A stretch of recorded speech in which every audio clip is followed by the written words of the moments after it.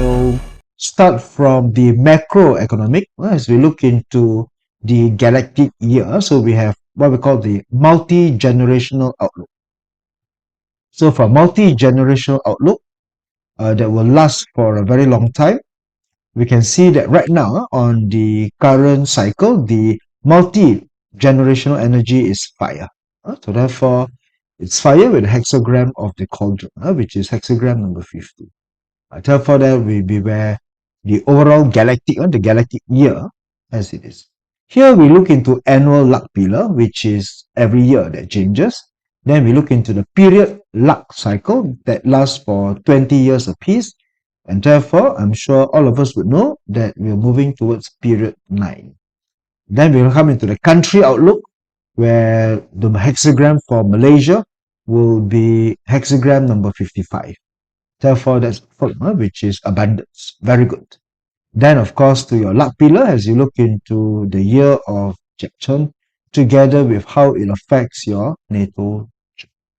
Okay, so along the line, we'll see the composition where in a way we can consider that the further more powerful energy, even though these energies are more powerful, but they're further away from you.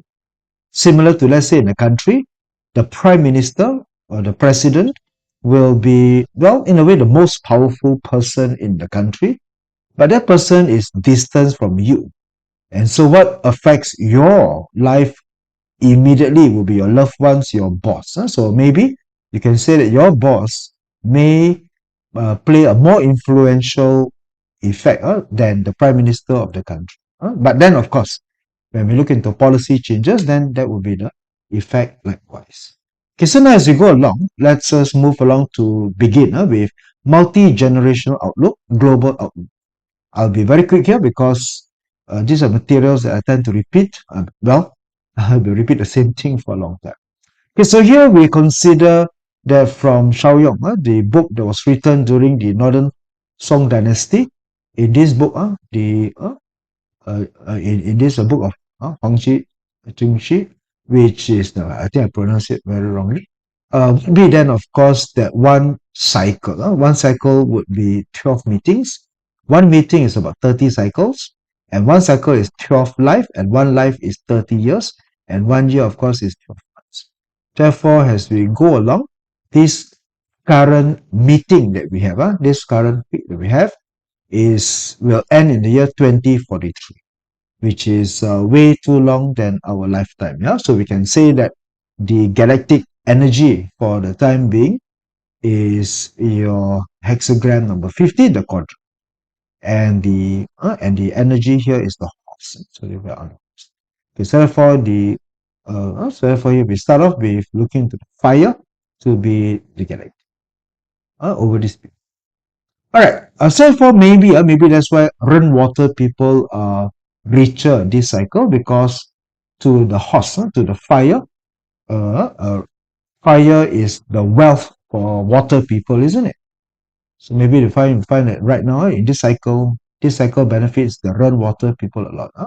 So many of them are richer than usual, and of course how the fire affects. So maybe we want to see the overriding energy of the horse that will last for pretty much a very long period. So therefore, one whole cycle will be nearly about one galactic year.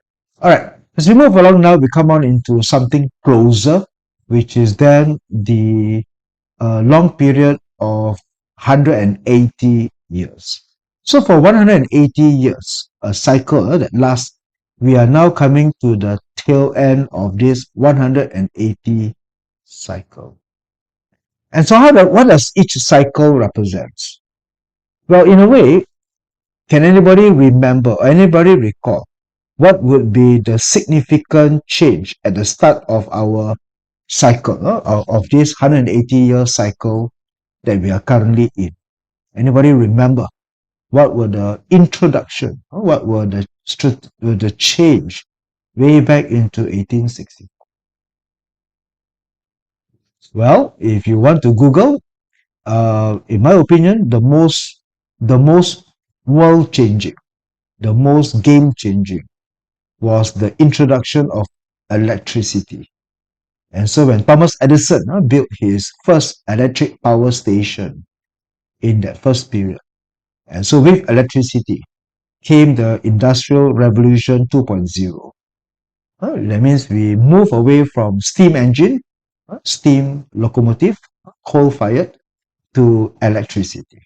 And that, of course, means that when we have electricity, our nights are longer, and the introduction of the invention that came forward. And therefore, now we have come into the tail end.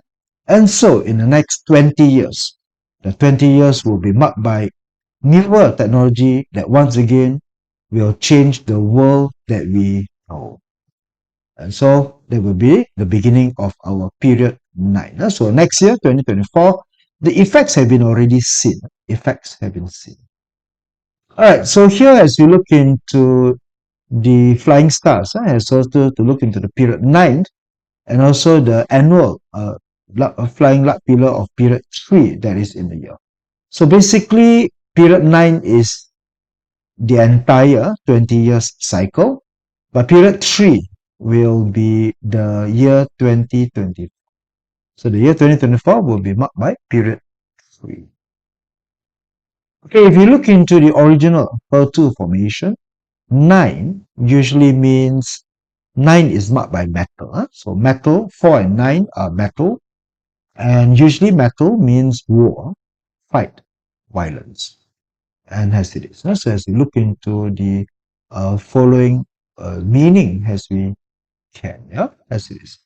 Okay, so this, and of course, if you look into the immediate current for the last 100 years, let's say, for example, you look into period 5 and 6. So period 5 and 6 that begin from 1944, which is marked by the Great Depression that happens in the year 4. So 4 is, of course, period 4. 4 is metal. Metal is war, to which we have seen World War. That means we have seen the end of World War II and the beginning of World War II.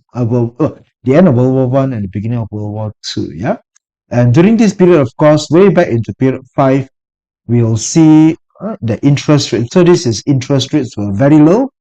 And we saw that when we entered into period 5, it was the introduction of Keynesian economics. Therefore, John Maynard Keynes introduced the expansionary fiscal policy that changed the shape of the interest rates over this particular period for the 40 years of expansionary fiscal policy, and also the demand for energy push.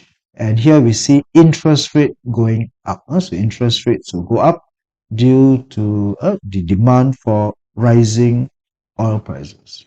But as the world moved into the end of period 6, we then see a spectacular recession that comes into place. And that recession, of course, brings us to yet another economic paradigm, which is by Milton Friedman. Milton Friedman and his modern monetary policy. And so when Milton Friedman introduced his modern monetary policy, it means that the world abandoned the gold standard once again and start printing money. And so quantitative easing, printing money was seen over the period which was period 7 and period 8. And so here we have seen the 40 years of Friedman. And 40 years of Milton Friedman means that interest rate was we have erased and all the way down that we can see over to the period. Because here we print more money and print more money. And so the period 8, when it comes to an end, also appear that the Friedman policy paradigm will also soon come to an end. And so what brings us to period 9? Well, change, of course. As usual, there will be always changes that comes along the line. Right, so now we'll be moving towards a new interest rate era. And the thing is, perhaps you can see that that during the 40 years of Keynesian, the America interest rates were the monetary policy was very, very tight, because you have to be responsible, restrictive monetary policy. But then when Friedman came along, we see the escalation of interest rate, and interest rate begins to come down with money supply, and here the US debt and the borrowing begins to increase. And so we do find that, that perhaps in a global economic environment that we have today, this will be one uh, impending issues or problems that might soon come. And over the centuries, empires come and go. Over the centuries, global order change hands. And so here, as we come to the end of our cycle, this is the last period, the period number 9. We might also see the end of many things. Many things that were created during this period will come to an end. So now the issue and the question is, what are the things that will come to an end over this? What were the events or things that were created over this period? All right. So now as we move on to period 9, here according to Professor David Cole in his seminar that was given last year. So that's where it says period 9 is metal. I know some of us know that 9 is Li Qua. Li Qua is fire. That is the later Qua. But in the early heavens, Qua, it is metal. Yeah. So it's not a mistake. It's not that I don't know what Li Qua is. Yeah. As it is. Okay, so period 9 is metal. Metal, unfortunately, bad news for all of us. Bad news for all of us. The last 80 years or the last 40 years, was a period where money supply increased. The last 40 years is where interest rate comes down. If any of you can remember, what was property price? What was the price of a double-story link house, freehold, 8-kilometer radius from Kuala Lumpur? If anyone can remember, what was the house of a landed property, double story, in Kuala Lumpur, 8-kilometer radius? How much is a house in OUG, in Taman Maluri? How much? Double story house. 35,000 ringgit. So to buy a double story property, you can find that it's about 35,000. And then when we change monetary policy, we begin to print more money. And the printing of money up to $34 trillion now, and the lowering of interest rate has resulted in the best property price. And therefore, interest rate comes down, paper money floods the global markets, the demand for real assets increase. Therefore, property boom that we have seen over the last 40 years have resulted in a tremendous demand, and property prices has gone up as it is. All these are coming to an end. And so we now will see that the period 9 will be the end of this cheap and abundant money that comes in. All right.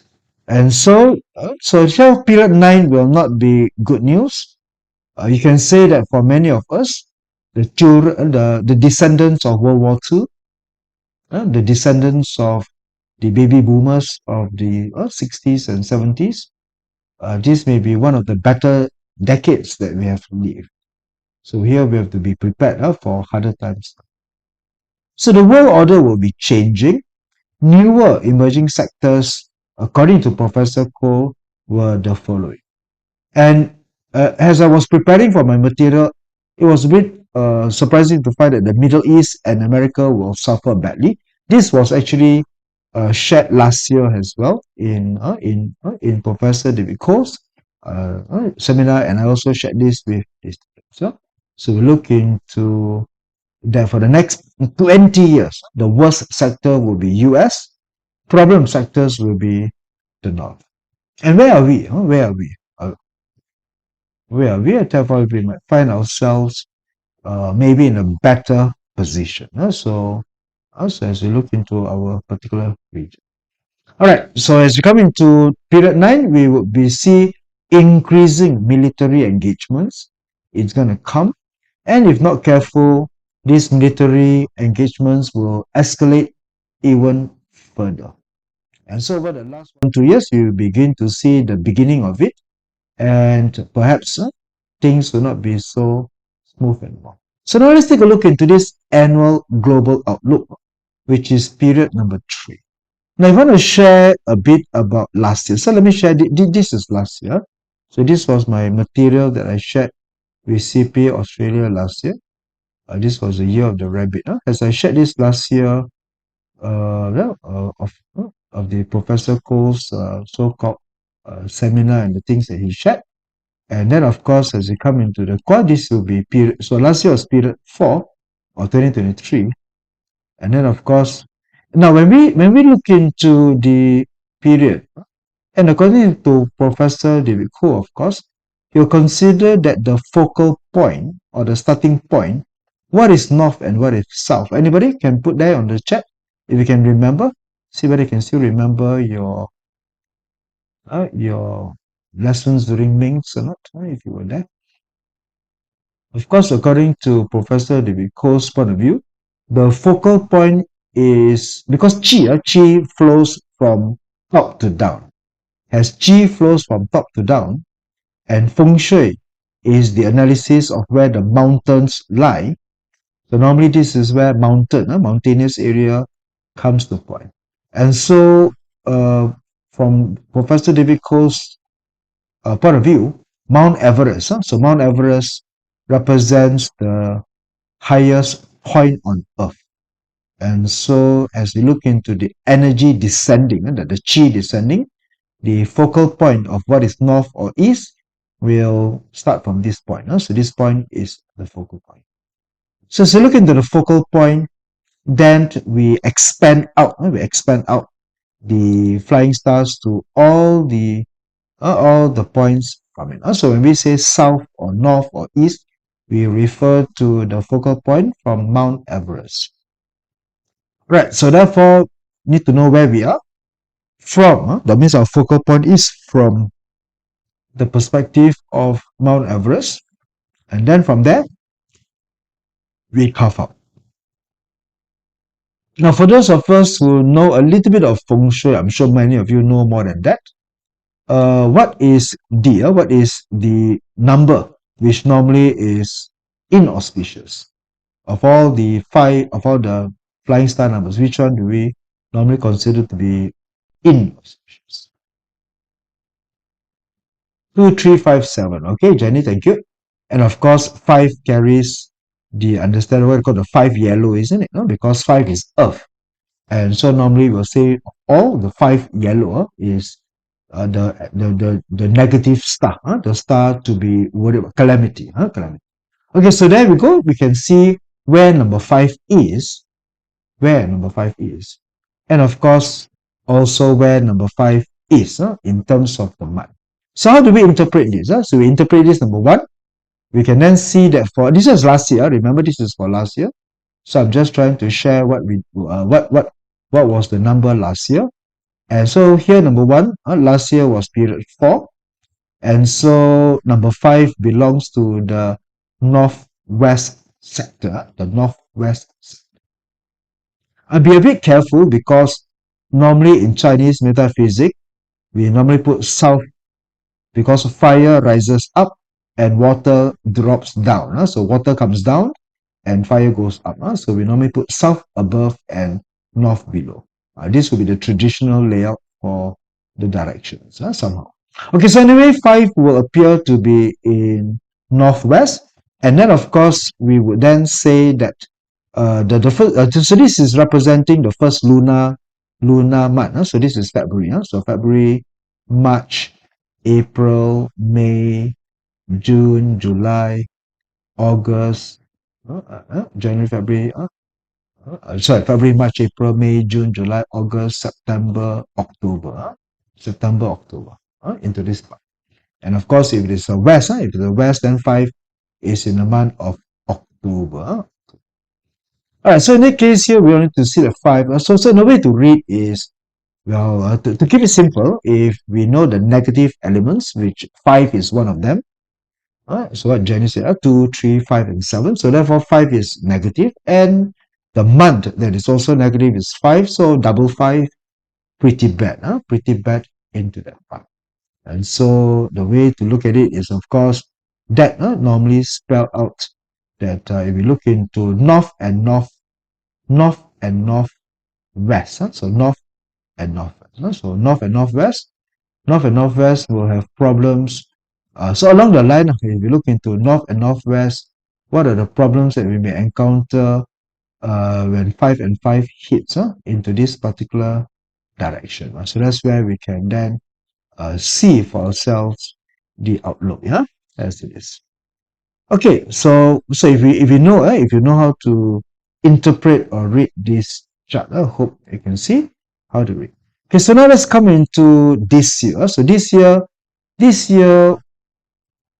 where are we? So where are we? As in, where are you located from the point of where you are located into the distance from us. So we have to look into the point where the point, and of course, quite easily we will find ourselves in the southeast of it. All right. So therefore, what would be pertinent for us would then be southeast, which is period 2. So period 2 will be our position, and how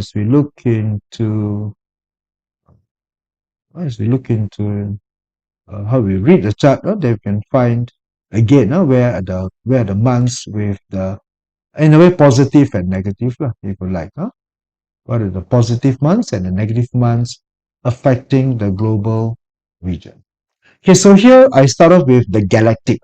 So the galactic means we have horse as the one that affects the entire planet. And now we have this that affects the regions within the planet. Therefore, for this year, for the year 2024.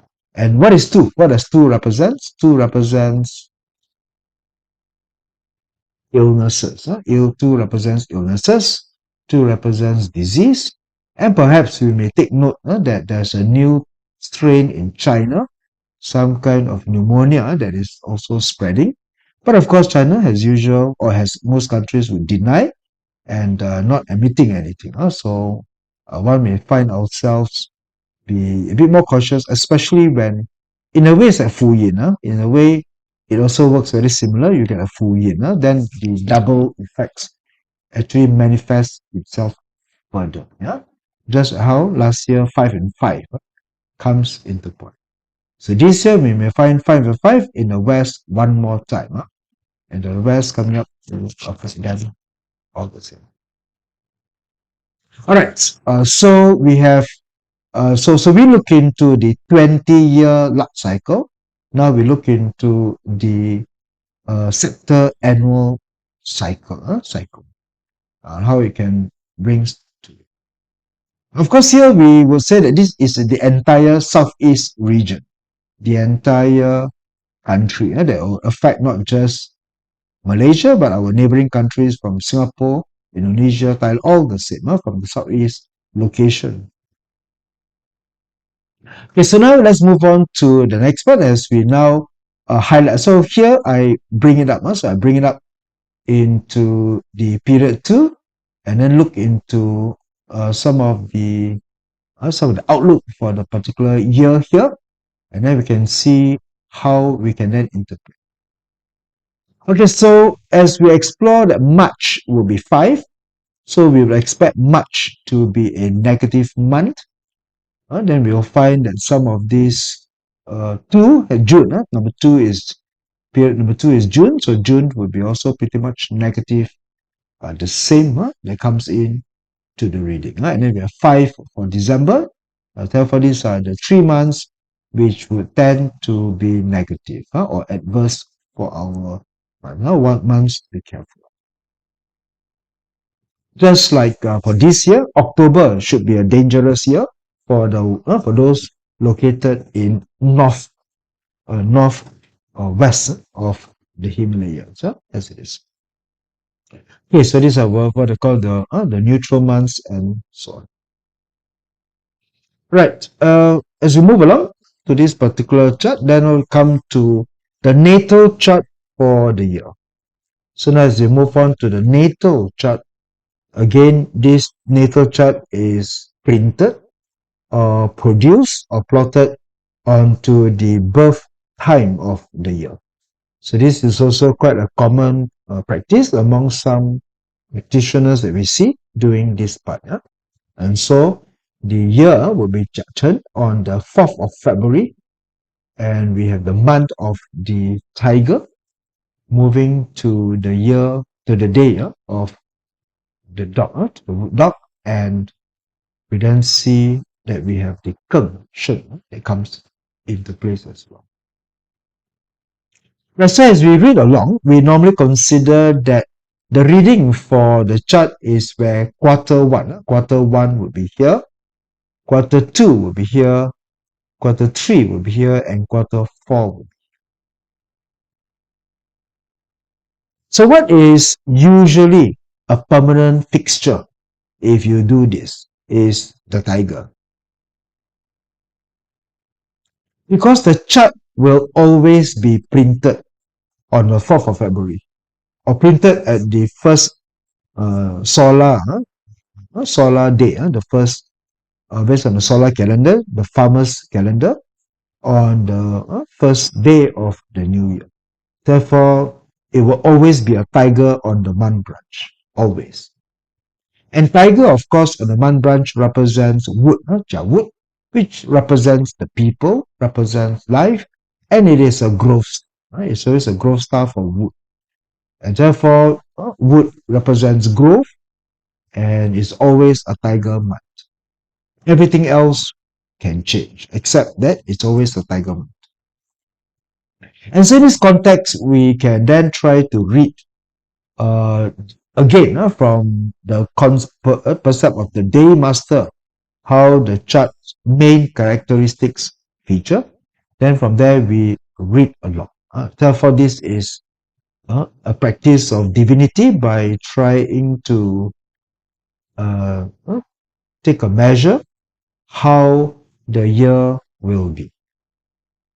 Okay, so here we see that first and foremost, what we take an overview of the chart and consider whether or not there is any cosmic flow. Is there a very nice cosmic flow in the chart?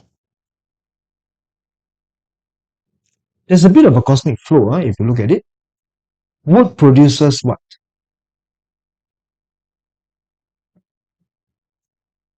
Wood produces fire. And fire produces what? Fire produces earth. And earth produces what?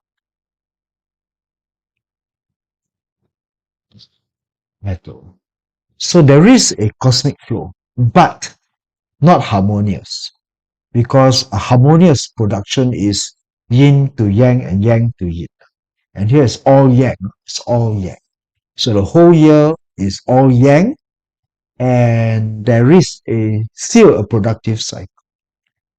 And so it may appear that on the surface, because heaven stamps are what we see on the surface, we will see that the year would appear to be good, as an appearance of good, because there's a cosmic flow, but not harmonious, but it's flow nonetheless.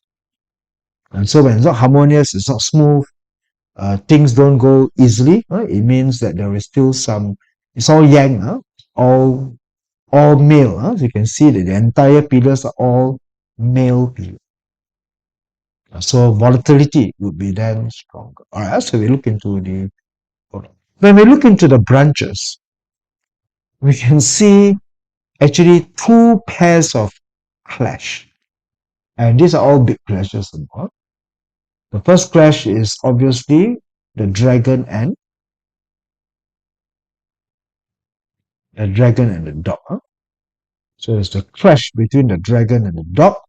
The other would then be a clash between the monkey and so here the heaven would be the heaven shows a flow, but the branches shows clashes. But the clashes are separated, so they're not direct clash, as they're not side by side, but they are clashes distance. So this may mean that in quarter one, things that happens in quarter one may see it clash in quarter three, and likewise quarter two to quarter. And in first part, the clash will be 7K, 7. So 7 killing indicates military clashes. And so we find that quarter one will be dominated by news of military. But these military clashes is weak because it is death and emptiness. Therefore, it's weak. As we move on to the second quarter, is indirect resource. Indirect resource is religion. Indirect resource is ideology. And so we might find that there might be certain ideological conflicts beginning to see. We do see that there is a certain party or individual that just recently won an election in Europe. And this political party that won the majority of seats recently in one of the European countries, they tend to have certain promotion of quite an extreme ideology. And this ideology will soon see clashes with one third of countries in this world. So therefore, we might see increasing ideological clashes. We see the ball starting to roll. We might see it feature in quarter number 2. Therefore, maybe let me just put it into one part. Sell Dutch related stocks. Is there any Dutch related investments in Malaysia? Can you recall any country that has any companies that has associated with Holland or Dutch? Therefore, might be a little bit more careful in quarter 2. That might see itself. Okay, then of course we will then see EG, Eating God. Eating God is about intellectual property, about brand, about IP in brand, intellectual property clashes as well. Therefore, we see that there will be quite a lot of bitter clashes from military conflicts, ideological conflicts, religion becoming another dominant topic for the year. Right now here, we see that the first quarter is a graveyard quarter. In a graveyard quarter, what do we see in graveyard? We see direct wealth. As we look into direct wealth, we may consider direct wealth is about working, those who work for their money. So services, employment, direct wealth. So direct wealth will be in graveyard, indicating that we may see unemployment jumping in quarter 1 due to the weaker economic growth. So now we are considering that we are questioning whether we can have a soft landing or a hard landing in economic growth. Now, as we come into the second quarter, the second quarter sees the void on the clash of the tiger together to the end of the quarter. And so Earth usually is denoted. This will be the hidden branch within the growth star of the tiger clash, meaning that the growth is impeded. And growth that is impeded, especially when you have wood and earth, will then see some credit shocks from the property sector. So therefore here we see that increasingly we have seen some China companies now being lined up in bankruptcy courts in Hong Kong. So you may find that increasingly it might also comes to being clashed, as we see. And then the final results will be. And so with that, and because what happens in quarter 2 will feature in quarter 4. Therefore, this is where the court cases may drag, and the final result will see it being also being seen in Earth as well.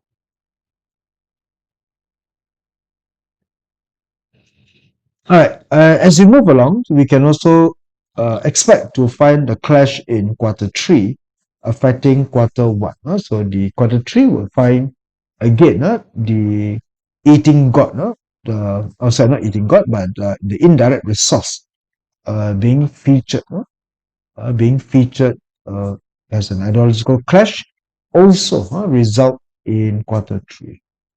Right. So these are some of the ways that, or some of the perspective of looking at uh, the market outlook from using the natal chart. So now let's move on to the hexagram. This is once again, if you can remember those days in Ming, when we attend our annual talks, let me just try to produce the hexagram.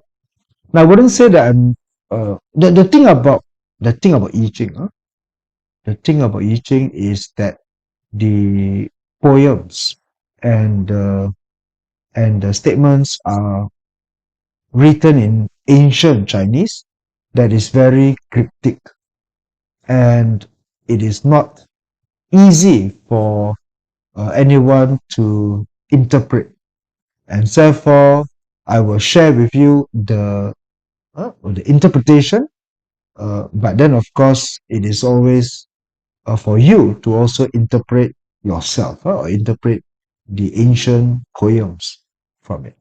So the hexagram for Malaysia in 2024 is hexagram number 55, which is abundance.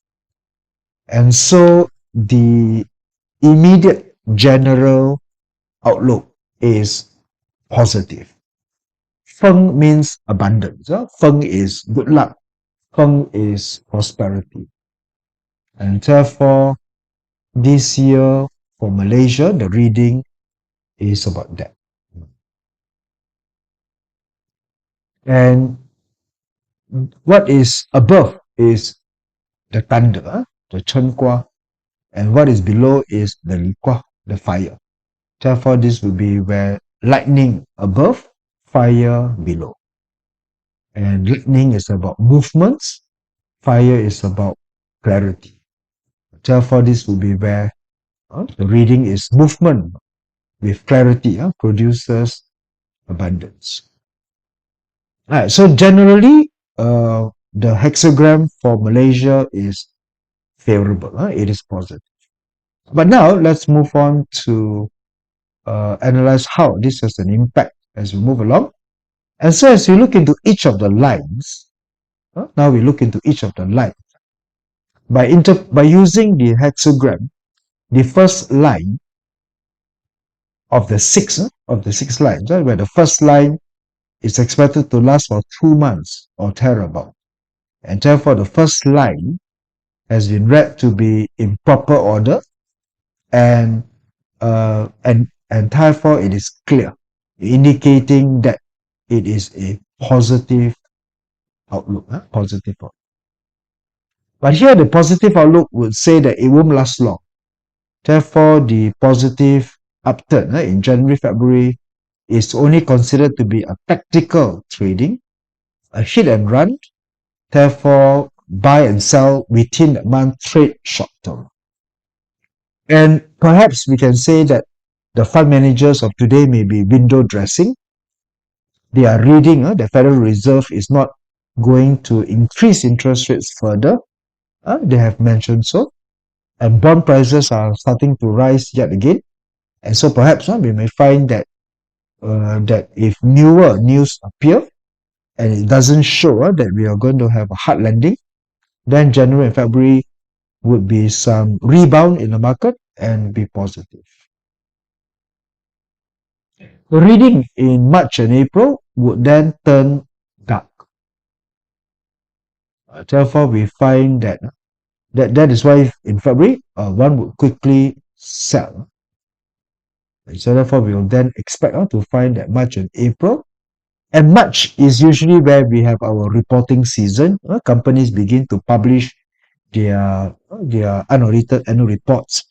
And so it might find that companies annual earnings may disappoint, thus dragging the performance down. So March and April would be expected to be down. Then followed by May and June, which is yet another down. In fact, would be the most negative. The poems, the poems written for I Ching was an eclipse, to show that there's an eclipse, indicating totality. So it is read that if the share market experience eclipse, it would normally means bottom up, bottom up. As a bottom up means, you'll find that the share market will be quite perform badly. And if you want to tie in, it may be due to the result of that military conflict and the ideological conflicts that begin to cease impact, when countries begin to sanction one another and block one another to increase their outtake on war, or becoming increasingly more warring, so to speak, as it is. It comes July and August. Now, July and August, based on the ancient poems, is the period where it is after the eclipse. So a period of after the eclipse indicates that it is read that darkness is decreasing. So darkness is decreasing would then be expected to indicate that it is a recovery. And what could be recovery? Maybe where perhaps a Federal Reserve may even lower interest rates for the first time after such a tremendous increase this year, and then stay over this period, may seem it to lower, and that might see that the market begins to recover overall as it is. Because we'll see some recovery in July, August, as it then move down to September, October, which may be expected to be the best period for the year. So the best period would be in September, October, September, into coming to. But then, of course, by the time it comes to the end of October, then here when we move on to November, then we expect it to be negative. It may tie in also, if you can remember from the earlier slides, that in the West, October, November would be the 5-5 again. So therefore, this might indicate the danger of us looking at a particular side, as it is.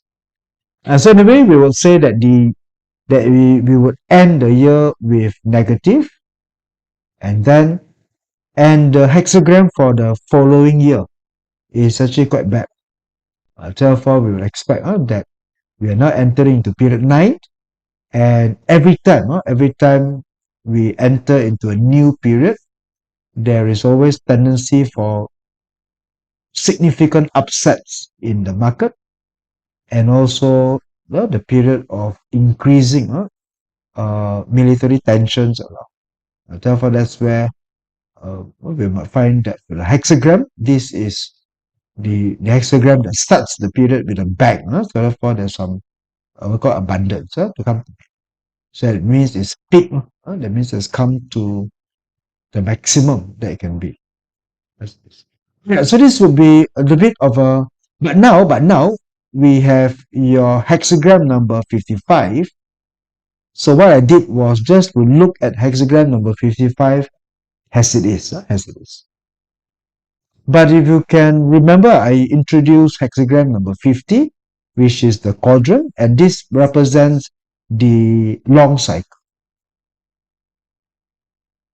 And so now we look into how Malaysia's hexagram number 55 interacts or reacts with hexagram 50.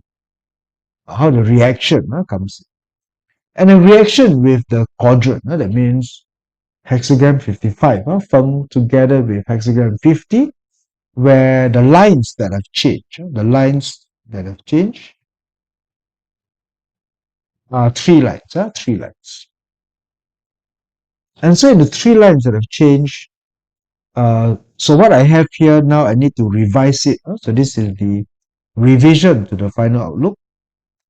Indicate that the first line that has changed is an unfavorable line. So the reading is overturning the quadrant. So overturning the quadrant would indicate further losses.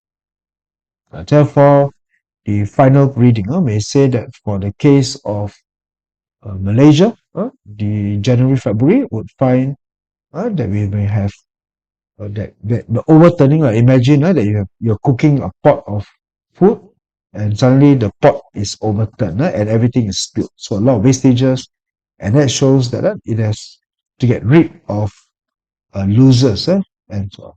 So there'll be so here we might interpret that even some politicians or parliamentarians will begin to lose their positions when cabinet reshuffles in January, February. So cabinet might be expected to change, or power may be expected to change as well, because overturning the quadrant can mean change in government or regime change, the way we can see.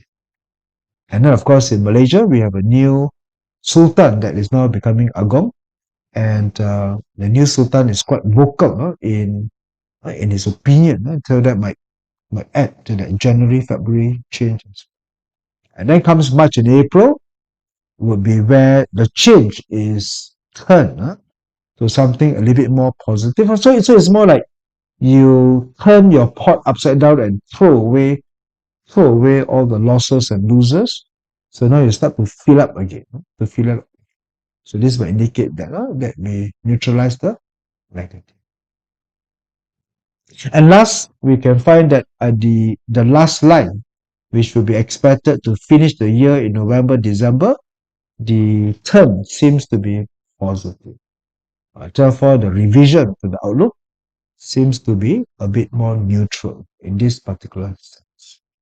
Alright, so this would wrap up on the first part of looking into the global outlook for the country, the macro, and coming down. And so we will see that next year, as we move on to period 9, of course, would be uh, overall would be quite a volatile period with increased military conflicts all around the world. In fact, we have already seen it. The effects of military conflicts can be seen. It is only concerning that it may escalate further. But for us in Southeast Asia, the overall is just moderate, and certain months will just have to be very careful. Alright, so this would be just the first part of our sharing. I think more to come in the following week. Okay, if there's no other further questions, I think we will just wrap it up. And thank you. Good night, everybody. Thank you. Good night.